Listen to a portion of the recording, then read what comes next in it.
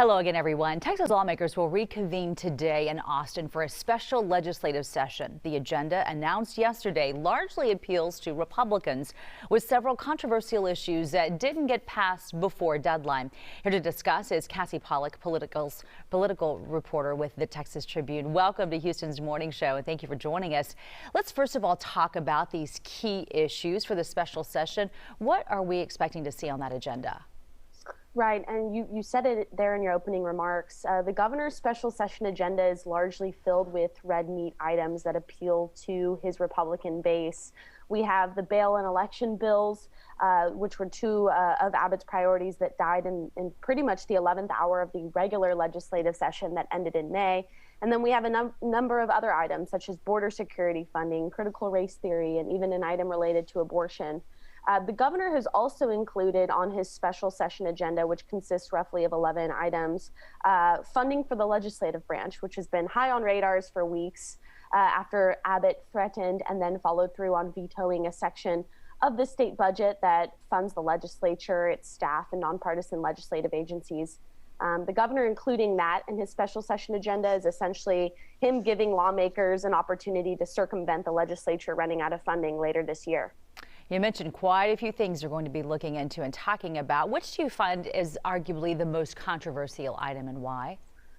Right. It depends who you ask. The border security funding issue has gotten a lot of play, both statewide and nationally. It's come up already in the governor's race that we've seen shaping up. The governor has already at least two Republican primary challengers that he's facing, both who have been criticizing him over his handling of the border. Critical race theory, just the issue of that generally, has also been a pretty contentious party line issue playing out over the past several months across the nation, really. And it was one that got a lot of debate at the legislature just a few months ago. The election bill, though, known as Senate Bill 7 during the regular session, is what led to House Democrats the night before the legislature was supposed to gavel out, essentially walking out of the chamber to break quorum and prevent passage of the bill. I think that a lot of people could argue that that's one of the big reasons, if not the only reason, that lawmakers are back in Austin today to finish the work that they couldn't finish. And as you think about everything that you've mentioned, are there issues that were unexpected?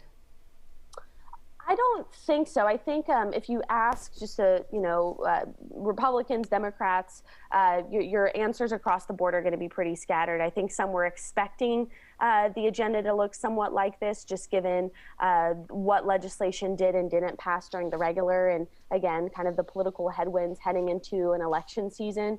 And then, I think there were Democrats and maybe even some Republicans who were surprised, if not frustrated, that the governor didn't include an item such as fixing the state's electric grid on his special session agenda. Is that agenda set in stone, or can Governor Abbott add to it?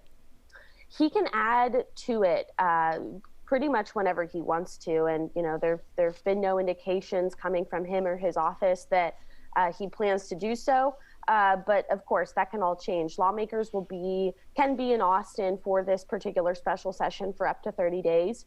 And depending on the timing of the 11 items that Abbott has tasked lawmakers with working on, the governor has the jurisdiction to add to that special session call really at his will. Cassi Pollock, always great to talk to you. Thanks for taking time from the Texas Tribune this morning.